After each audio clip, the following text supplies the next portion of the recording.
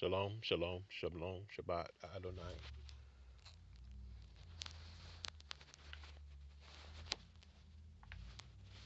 Welcome to the Sixth Exodus program. Thank you for listening. I just want to say some comments to you because none of us know each other and I don't show my face because I don't want anyone to think anything of me as far as what I know or what I understand or what I'm taught or how I was raised or how I look. Those things are not important to me at all. So don't hold it against me because I don't show my face. I just don't want anyone to think anything of me. I don't want anyone to say, oh, wow, he this or he that or anything else. But I'll share with you how I practice. This segment here is how I practice. For me, besides keeping God's laws, this is what I do. I practice my relationship with God just like an athlete practice. From 4:30 in the morning when I wake up throughout the day, every day. On the Sabbath day at sunset, I keep the Sabbath. No TV, no music. I very seldom read on the Sabbath because I understand that my mind must be at rest. So my body. So that goes on until uh, sunset on a Saturday. My food is prepared for me. I do preparation day on Friday. I will cater my food or go pick it up. Or if I start cooking, I will start cooking on Thursday and I'll put my food in the refrigerator. And I like fresh food, so I like fresh vegetables. So most of the time I do my shopping on Friday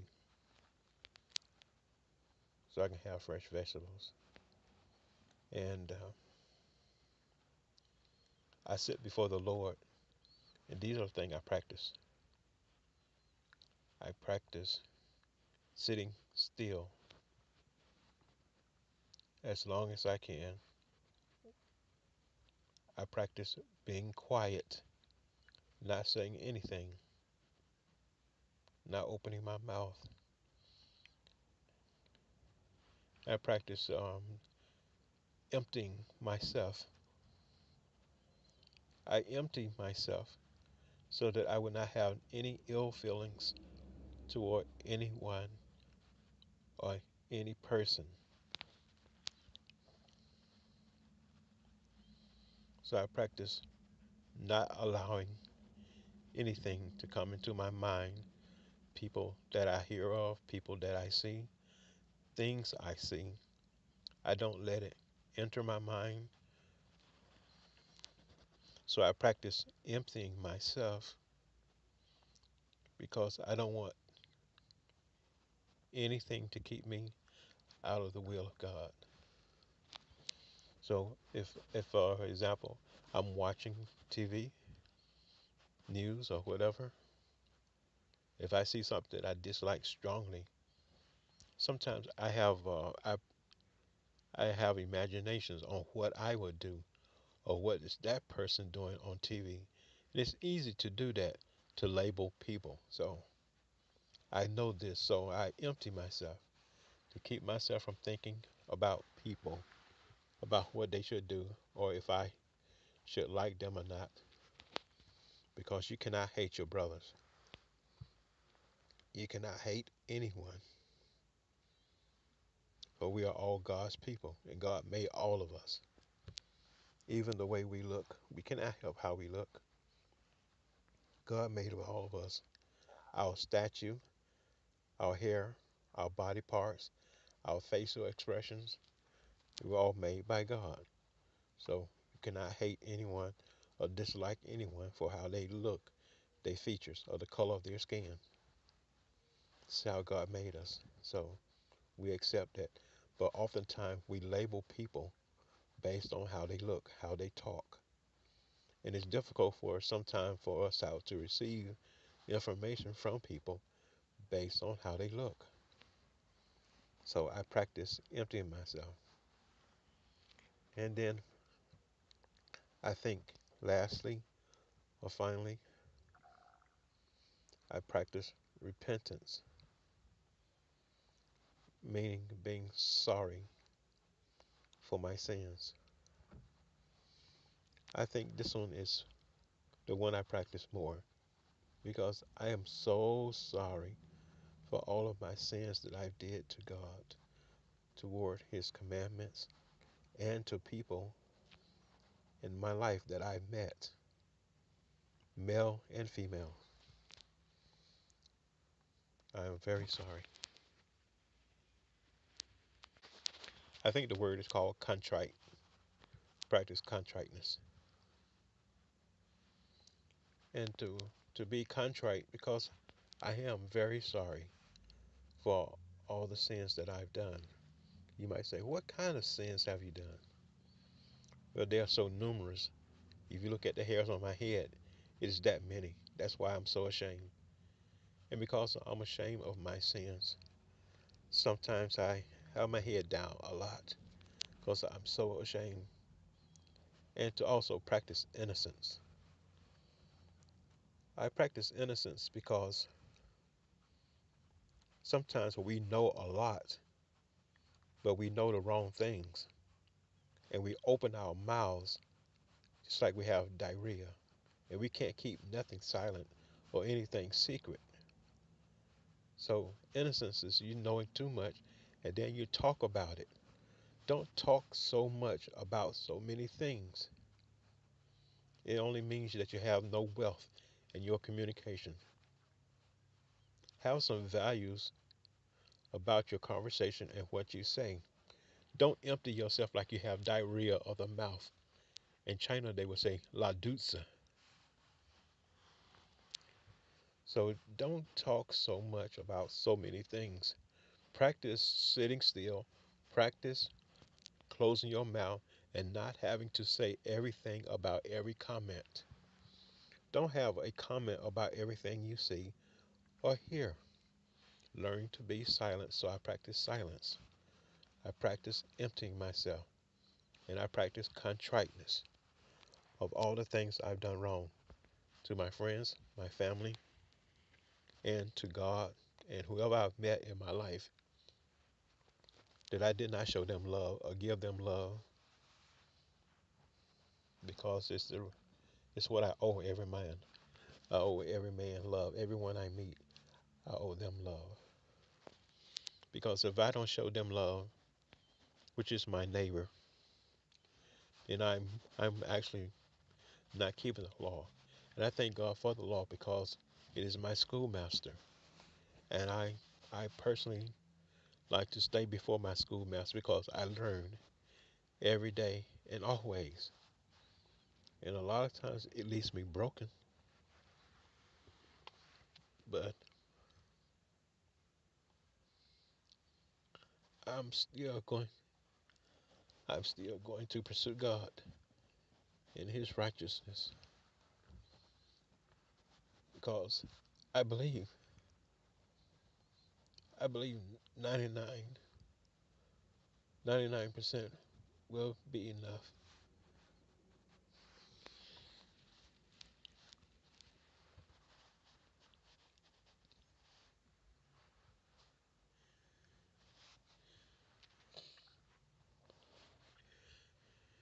Because I'm terribly grie-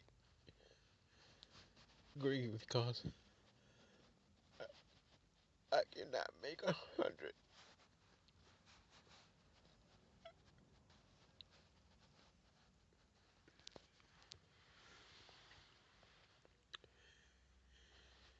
And how can I go back and repair the damage I've done?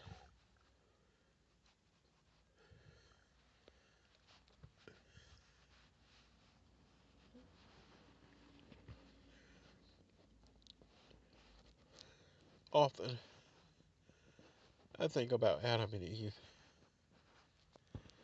and what happened in their lives and the guilt they must felt when they realized after they had eaten the fruit and what experience they had. I don't know if you're familiar with the book called The Conflict of Adam and Eve, but it's a good book. How they felt when they realized that they had failed God and all of their children for 550 years, for 5,500 years. The guilt and the repentance and how if they wish they could turn back time. That's the way I feel every day. But you know, it's been good for me. That's why I love God's laws. If you don't want to keep God's laws and you say I live under grace, hey, that's your choice. That's good for you. But as for me, I love God's laws and it is my schoolmaster and it keeps me in a state of repentance and I like that. I don't fight against it. And it's been healthy for me.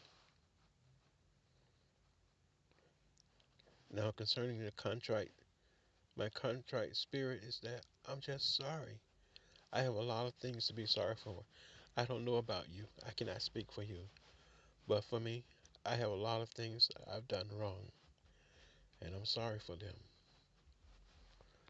I'm so sorry for my home, people that live with me, live among me, who knows and understand my personality, for those who does not know. And I remember a few years ago, I'm going to share this with you. You know, right now there's a lot of things on the news. While I'm recording this segment, there's a lot of things on the news about groping. And I want to share with you this story that happened to me when I was in high school. Um, there was this beautiful, she was a cheerleader. I think I was in the ninth grade in high school. And her name was Janice. Janice was a beautiful cheerleader. And she was built like a Coca-Cola bottle. She was something serious, as we say we're in my community. She was something serious. And there was a guy at our school.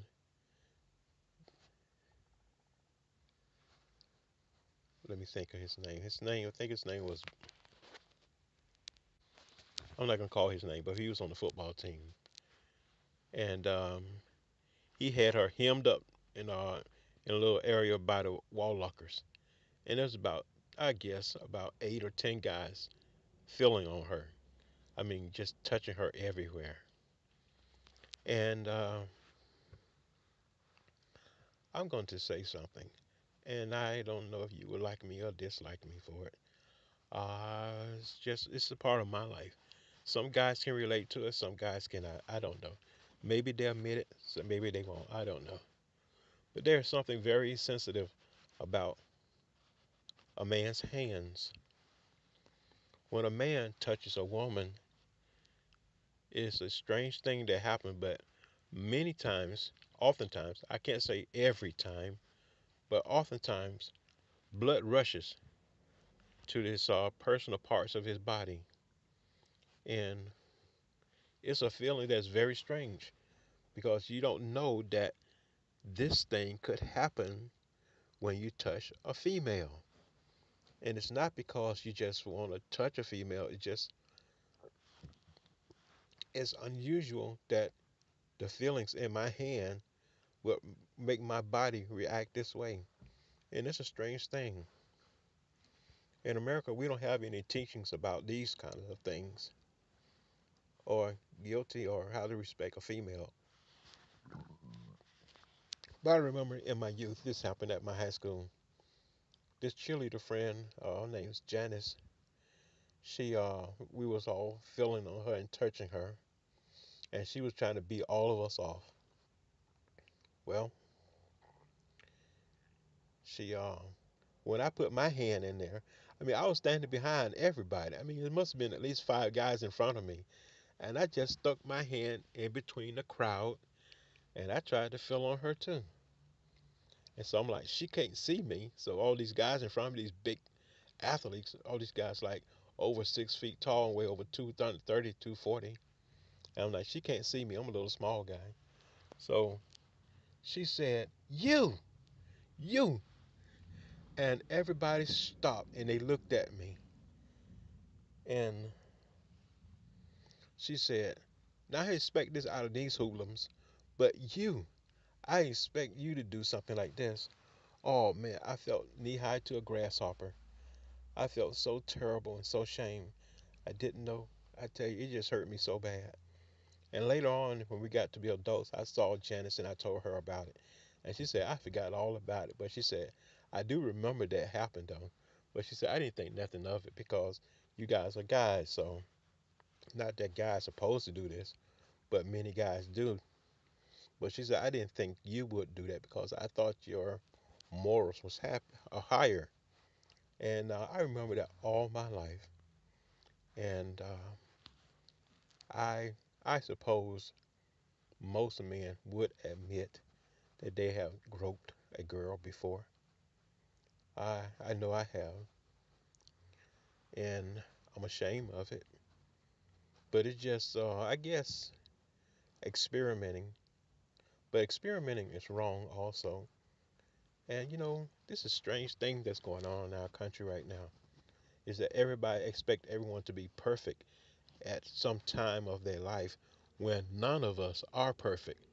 In fact, we have a law in America that's called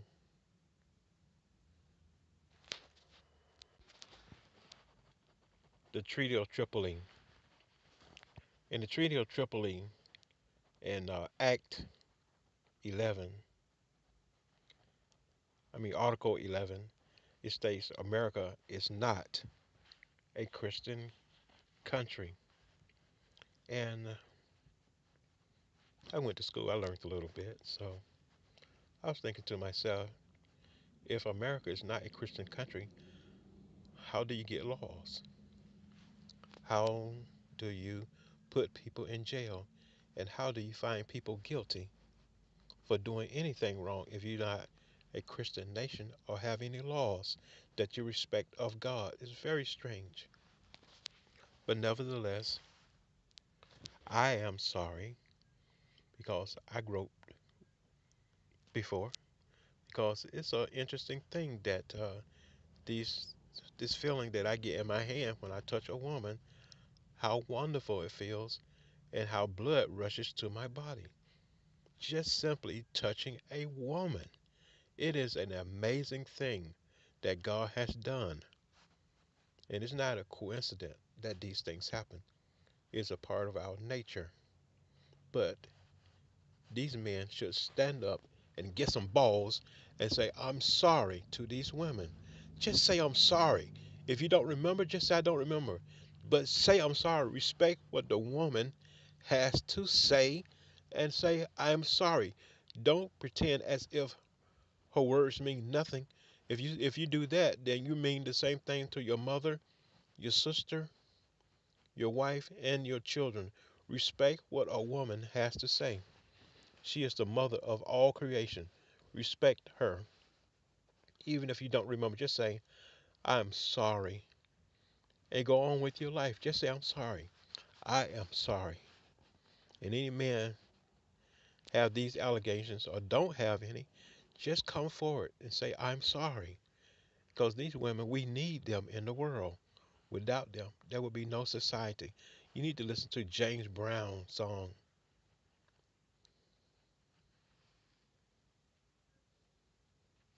Every man needs a woman. We need women. We need them desperately in everything. They are stressed overload. They'll role overload. They do everything in the family, not just cooking or cooking meals. They are in their love makers at midnight, and whenever a man wants to make love, she's supposed to kowtow to him and obey him. And she just overloaded with stress. And you men, you don't even appreciate it or know that she is. I didn't realize it until later. But men, stand up and say, I'm sorry. This doesn't take much to do.